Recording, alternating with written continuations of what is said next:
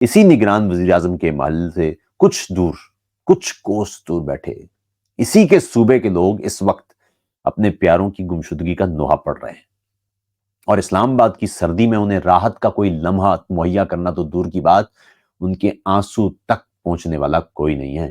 میں بہت دیر تک فقط اس بات پر غور کرتا رہا کہ یہ اتنی کم تر ذہنی سطح کے لوگ اتنے بڑے منصب تک کیسے پہنچ جاتے ہیں۔ پھر کاکڑ صاحب دھاڑ کر بولے کہ بلوچستان میں پنجابیوں کا قتل ہو رہا ہے، اس پر لب کشائی کیوں نہیں کرتے؟ سامنے کاش ہم جیسا کوئی بندہ موجود ہوتا اور پوچھتا کہ ہم نے لب کشائی کرنی ہے کہ آپ نے روکنا ہے؟ سوال یہ نہیں ہونا چاہیے کہ یہ واقعہ اگر واقعی پیش آیا ہے تو کیسے اور کیوں پیش آیا ہے، کون ملوث ہے اس میں، اور جو ملوث ہے وہ اہلکار قانون کے کٹہرے میں کیوں نہیں لائے جا سکے، اور اگر یہ واقعہ ہوا ہی نہیں اور جمشید صاحب جھوٹ بول رہے ہیں تو ان کو قانون کے کٹہرے میں کیوں نہیں لایا جا سکتا؟ دوستو السلام علیکم، امید ہے آپ سب اچھے ہوں گے، اور امید ہے کہ نئی امیدوں اور نئے خوابوں کے ساتھ نئے برس کا آغاز کیا ہوگا۔ دعا تو یہی ہے۔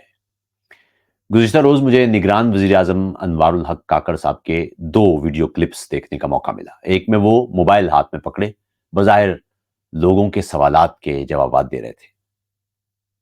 جب انہوں نے ابتدا میں کہا کہ میں لوگوں کے سوالات کے جوابات دے رہا ہوں تو مجھے ایک لمحے کو لگا کہ کوئی سنجیدہ سوالات ہوں گے، مگر سوال کیا تھا؟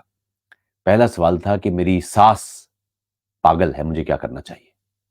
پھر ایک اور سوال تھا کہ ایک طرف میری محبت ہے، دوسری طرف نوکری کے لیے مجھے محبت چھوڑنا پڑ رہی ہے، تو مجھے کیا کرنا چاہیے؟ اچھا، پہلے مجھے لگا کہ یقیناً کوئی مذاق ہے، وہ ہے نا ان دنوں مصنوعی ذہانت یعنی آرٹیفیشل انٹیلیجنس سے ویڈیوز بنائی جاتی ہیں، ڈیپ فیک کیا جاتا ہے، میں سمجھا ویسا کوئی معاملہ ہے، مگر پھر پتہ چلا کہ نہیں جی، نگران وزیر اعظم صاحب پوری سنجیدگی اور فہم و فراست کے ساتھ لوگوں کو ٹوٹکے سکھا رہے ہیں، ہے ڈیپ فیک ہی معاملہ۔ لوگوں کی جعل ساز ویڈیو بنائی جائے تو وہ ڈیپ فیک ویڈیو ہوتی ہے، لیکن ہمیں لگتا ہے کہ ہمارے ساتھ کوئی سیاسی طور پر ڈیپ فیک ہوا ہے۔ اس ملک میں رہنماؤں کے نام پر کوئی جعل ساز ہم پر اتارے جاتے ہیں، معلوم نہیں کہ وہ کون لوگ ہوں گے جن کے سوالات ان بھاری لباس تلے دفن نہایت بھدے لوگوں تک پہنچتے ہوں گے، کیونکہ اسی نگران وزیر اعظم کے محل سے کچھ کوس دور بیٹھے اسی کے صوبے کے لوگ اس وقت اپنے پیاروں کی گمشدگی کا نوحہ پڑ رہے ہیں، اور اسلام آباد کی سردی میں انہیں راحت کا کوئی لمحہ مہیا کرنا تو دور کی بات، ان کے آنسو تک پہنچنے والا کوئی نہیں ہے۔ اسی وزیر اعظم سے کوئی یہ سوال کرنے والا بھی نہیں ہے کہ ملک کے اس وقت 3 کروڑ بچے اسکول نہیں جا پا رہے ہیں، ان کی تعلیم کا کوئی بندوبست ریاست نے کیوں نہیں کیا؟ یا ریاست نے تو خیر کرنا تھا، آپ تو بہت عرصے سے نہیں ہیں یہاں پر، اپنے دور میں کتنا کچھ کیا؟ یا اس نگران وزیر اعظم سے کوئی یہ سوال پوچھنے والا بھی نہیں ہے کہ آپ کا بنیادی کام تو ملک میں انتخابات کے لیے سلامتی اور سیاسی ماحول بنانا ہے، تو اس وقت عام عوام میں صاف شفاف انتخابات کی پرسپشن کیسے تباہ ہوئی ہے؟ اس نگران وزیر اعظم سے کوئی یہ سوال پوچھنے والا بھی نہیں کہ سلامتی کی تباہ ہوتی ہوئی صورتحال میں ان کی حکمت عملی کیا ہوگی، انتخابات کیسے ہوں گے؟ یا کیا کے پی میں شامل کیے جانے والے قبائلی خطے کی شکایتوں پر کوئی سنوائی ہوئی ہے یا ہوگی؟ یا گلگت بلتستان کے برباد حالوں کا دکھ کوئی سنے گا؟ یا چمن میں کئی ہفتوں سے جاری احتجاج کا دکھڑا کسی کے کان میں پڑے گا؟ یا گوادر اور دیگر علاقوں میں اس وقت بنیادی حقوق کے لیے نعرے لگاتے لوگوں کا کوئی غم غلط ہوگا؟ سوال ہوتے ہیں کہ آپ کے پاس پیسے نہ ہوں تو آپ کسی کو امپریس کیسے کرتے ہیں؟ میں بہت دیر تک فقط اس بات پر غور کرتا رہا کہ یہ اتنی کم تر ذہنی سطح کے لوگ اتنے بڑے منصب تک کیسے پہنچ جاتے ہیں؟ 25 کروڑ انسانوں کا ملک۔ پھر سمجھ آیا کہ شاید یہی لوگ سوٹ کرتے ہیں، سوچنے سمجھنے والے، اعلیٰ اذہان اور بڑے دماغوں کے افراد کو اگر ایسی فیصلہ ساز نشستوں پر بٹھایا جائے تو وہ بٹھانے والوں کو اپنی طاقت اور اوقات دونوں بتا دیں گے، یاد کرا دیں گے۔ اب تک جرنیلوں کے لائے ہوئے تمام تر رہنما ایسے بونے ہی ہیں۔ ہر 20 برس بعد ایک نئی قوم تیار کی جاتی ہے، پوری آبیاری کے ساتھ، جھوٹ اور پروپیگنڈے کے ساتھ، اور ہر 20 برس بعد اس نئی تیار کی ہوئی قوم کو ایک رہنما پکڑا دیا جاتا ہے۔ جتنی بڑی منافقت سکھائی جاتی ہے اتنا ہی بڑا منافق رہنما بھی دے دیا جاتا ہے۔ دوسرا کلپ اس سے بھی زیادہ خوفناک اور تکلیف دہ تھا۔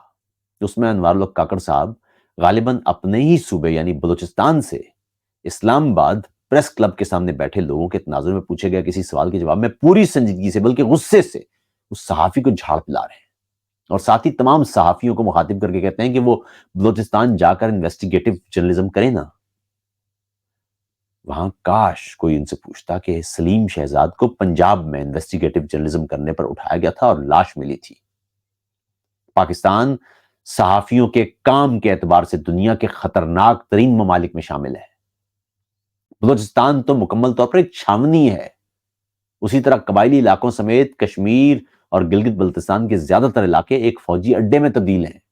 ایسے میں وہاں انویسٹیگیٹو جرنلزم ممکن ہے؟ پھر یہ سوال بھی ہونا چاہیے تھا نا کہ کیا آپ ایسے کسی صحافی کی زندگی کی ضمانت دیں گے جس کو آپ انویسٹیگیٹو جرنلزم کے لیے بلوچستان بھیج رہے ہیں؟ پھر کاکڑ صاحب دھاڑ کر بولے کہ بلوچستان میں پنجابیوں کا قتل ہو رہا ہے، اس پر لب کشائی کیوں نہیں کرتے؟ سامنے کاش ہم جیسا کوئی بندہ موجود ہوتا اور پوچھتا کہ ہم نے لب کشائی کرنی ہے کہ آپ نے روکنا ہے؟ ایسے کسی بھی قتل کو روکنا کس کا کام تھا؟ ہم لب کشائی کریں گے یا آپ روکیں گے؟ اس میں ناکامی پر کتنے فوجیوں کا، کتنے سیکیورٹی اہلکاروں کا کورٹ مارشل کیا، کتنوں کو سزا ملی ہے، کتنوں کی نوکریاں گئی ہیں، کتنے افراد کو سزا دی گئی ہے؟ لوگوں کو لاپتہ کرنے کی بجائے مقدمات نہ چلانے کے درپردہ کون سی مصلحت ہے؟ اپنے ہی ہاتھوں سے اپنے ملک کا قانون آپ روند رہے ہیں اور شاباشی بھی چاہتے ہیں۔ پھر سب سے بڑھ کر اس وقت چیف جسٹس قاضی فائز عیسیٰ، جن کے بارے میں نون لیگ کے دوستوں کے بڑے بڑے دعوے تھے، وہ بھی بلوچستان سے تعلق رکھتے ہیں۔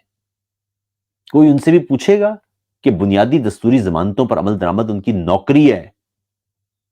یہ قوم اپنا پیٹ کاٹ کے ان ججوں کو پیسے دے رہی ہے، وہ کیوں اپنی ذمہ داری ادا کرنے سے قاصر ہیں؟ کل جمشید دستی کی ویڈیو دکھائی دی سوشل میڈیا پر۔ سوال یہ نہیں ہونا چاہیے کہ یہ واقعہ اگر واقعی پیش آیا ہے تو کیسے اور کیوں پیش آیا ہے؟ کون ملوث ہے اس میں؟ اور جو ملوث ہے وہ اہلکار قانون کے کٹہرے میں کیوں نہیں لائے جا سکے؟ اور اگر یہ واقعہ ہوا ہی نہیں اور جمشید صاحب جھوٹ بول رہے ہیں تو ان کو قانون کے کٹہرے میں کیوں نہیں لایا جا سکتا؟ ہم کب تک ان دائروں میں گھومیں گے؟ جس ملک میں بنیادی دستوری ضمانتیں داؤ پر لگی ہیں، ایسے ملک میں اس ملک کے قانون سازوں کی فرونیت سمجھ سے بالا ہے۔ اس وقت سب سے خوفناک معاملہ ہے کہ انتخابات سے قبل ہی انتخابات پر سے اعتبار ختم کر دیا گیا ہے۔ اس کا مطلب یہ ہے کہ انتخابات کے بعد بھی سیاسی بے چینی قائم رہے گی۔ اس کا مطلب یہ ہے کہ مزید معاشی تباہی اور سماجی بربادی کی نوید ہے۔ ہم اس ملک کے فیصلہ ساز جب تک یہ طے نہیں کرتے کہ اب بہت ہو چکا اور اب اس ملک کو جمہوریت، دستور اور شہری آزادیوں کے ساتھ چلانا ہے، تمام صوبوں، تمام قوموں کے بیچ میں مساوات قائم کرنا ہے، دستوری ضمانتیں لاگو کرنا ہے، اور جب تک یہاں کے فیصلہ سازوں کے کان میں میری ساس پاگل ہے کیا کروں کی بجائے میرے بچے بھوکے ہیں کیا کروں، میرے بچے اسکول نہیں جا پا رہے ہیں میں کیا کروں، میرے بچوں کے پاس ہنر نہیں ہے میں کیا کروں، روزگار نہیں ہے کیا کروں، بھوک سے برا حال ہے کیا کروں، صحت کا نظام پورا برباد ہے کیا کروں، جیسے سوالات نہیں پہنچتے، اس وقت تک اس ملک کا تباہ کن سفر جاری رہے گا۔ انوار کاکڑ صاحب، معلوم نہیں آپ کس ملک کے وزیر اعظم ہیں کہ آپ کے ملک کے لوگ آپ سے میری ساس پاگل ہے میں کیا کروں جیسے سوالات پوچھ رہے ہیں۔ کاش آپ پاکستان کے وزیر اعظم ہوتے تو آپ کو معلوم ہوتا کہ اس ملک کے اصل میں مسائل میری ساس پاگل ہے نہیں ہے۔